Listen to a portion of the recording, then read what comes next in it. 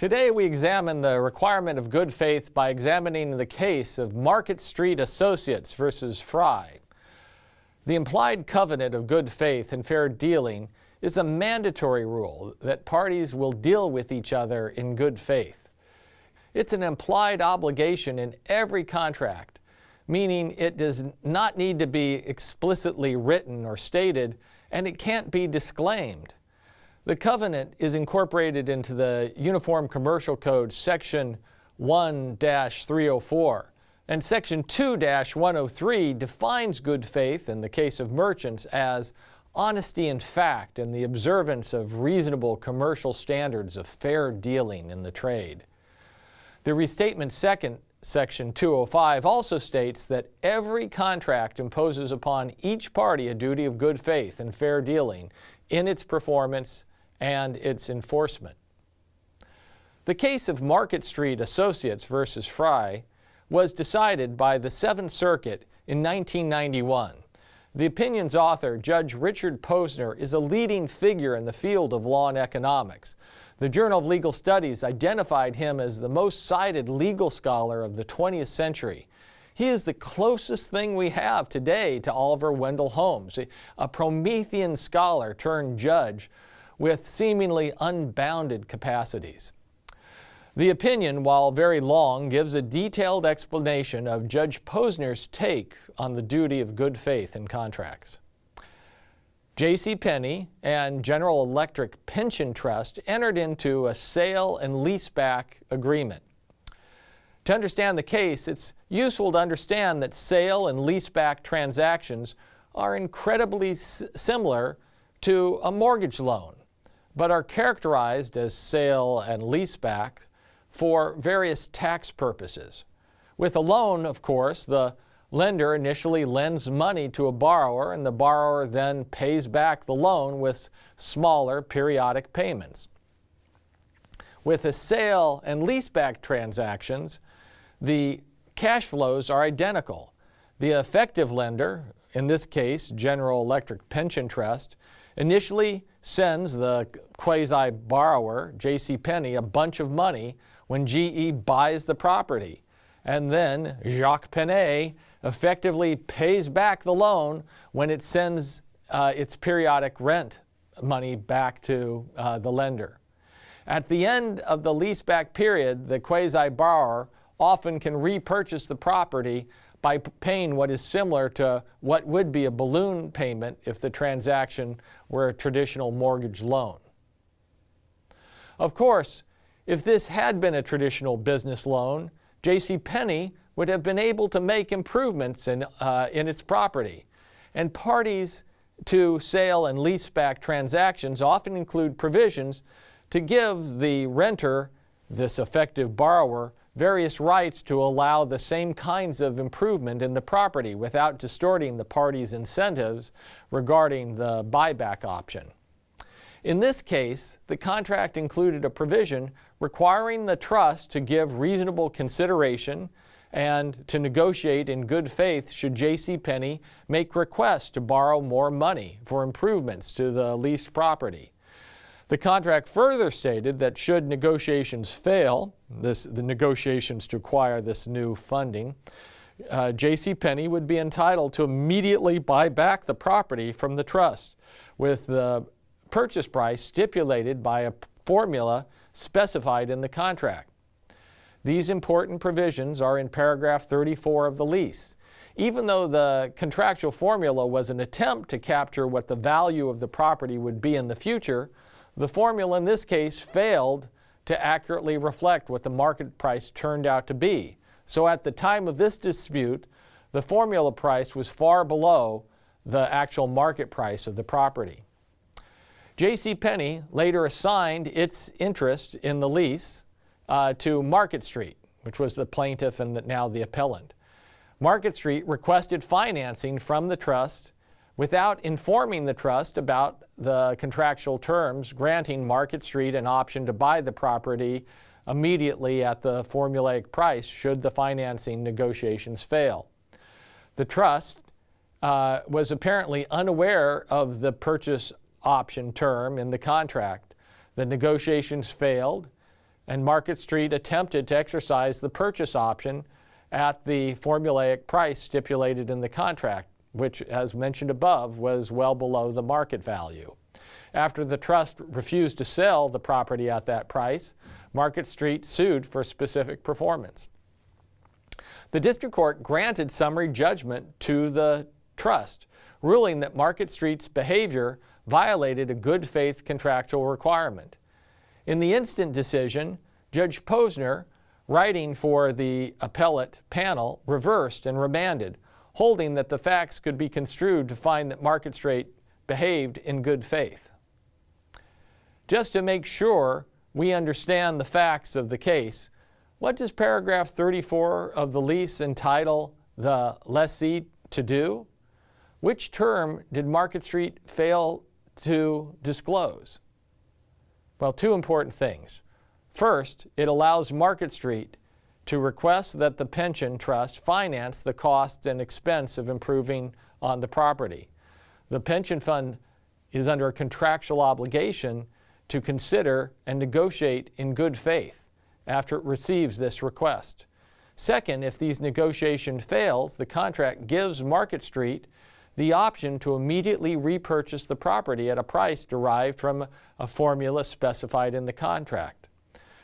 Market Street's alleged failure was one of non-disclosure. They did not inform the trust about the purchase option term in paragraph 34, which gave Market Street this right or option to repurchase the property should negotiations fail. Like Judge Souter in Centronics, Judge Posner emphasizes that good faith can mean different things at different stages of contracting. At the formation stage, the duty is minimized, whereas at the performance and post-contractual enforcement stage, good faith is heightened because of changed circumstances and the parties' reliance. Judge Posner says, quote, "Before the contract is signed, the parties confront each other with a natural wariness. Neither expects the other to be particularly forthcoming, and therefore there's no deception when one is not.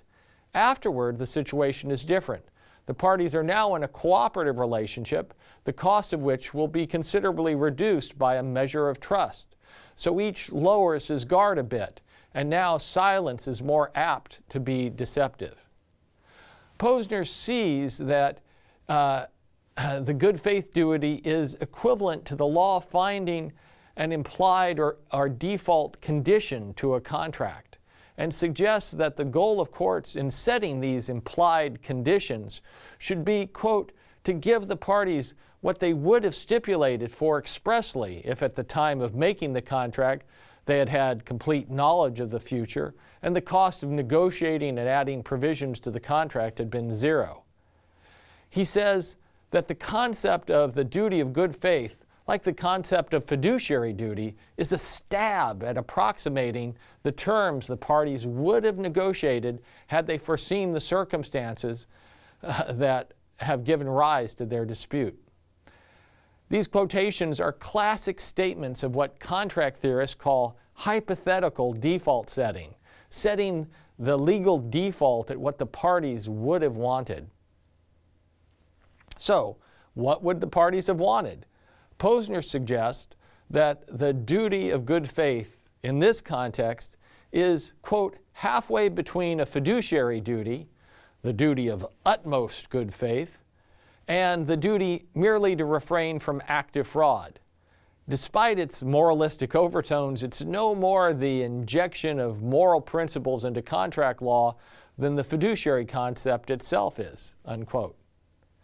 The major issue is whether Market Street's duty of good faith to the trust included a duty to disclose the repurchase consequence.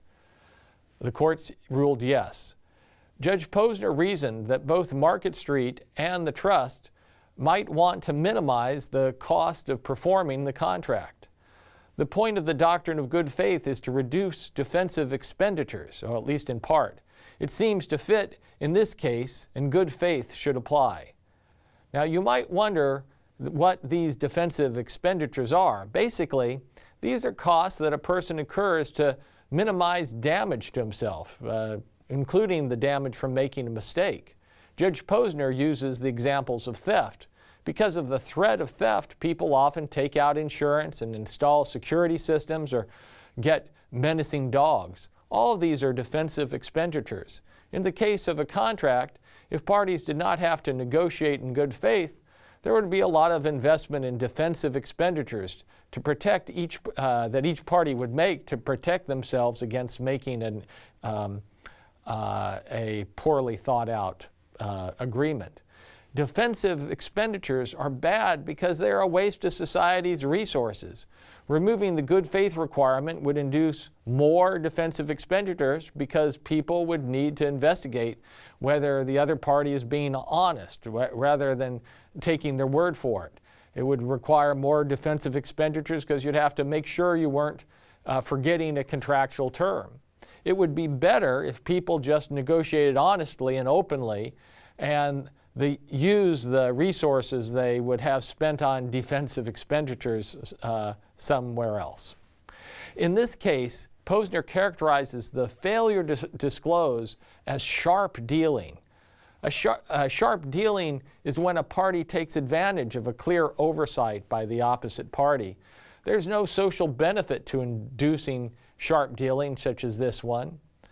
Having concluded that the failure to disclose was sharp dealing, which itself might be a tort, the balance of the opinion explicates a theory of post-contractual cooperation in the performance of the contract, within which good faith operates to prevent opportunistic behavior, deliberate advantage taking without justification. The bottom line is that the lessor on these facts should have disclosed the contract clause, much like a vendor should have disclosed a termite infestation. However, there's a limit to the good faith requirement. Judge Posner does not think that every contract makes a party his brother's keeper. Otherwise, mere difficulty of performance would excuse a contracting party because the other failed to relax the terms of the contract. There's another issue in this case. Do you remember what the opinion said about whether the facts justify a summary judgment ruling against Market Street for violating a duty of good faith? The court held that no, Market Street should not lose the summary judgment motion. Interpreting the facts most favorably to Market Street, because this is a motion for summary judgment and Market Street is the non-moving party, it would be possible to conclude that Market Street did not violate its good faith obligations. So the case must be remanded so that a jury can decide whether Market Street violated its duty by failing to disclose for sharp dealing reasons. In summary, the decision in Market Street Associates versus Frey gave us a perspective on the duty of good faith in contracting.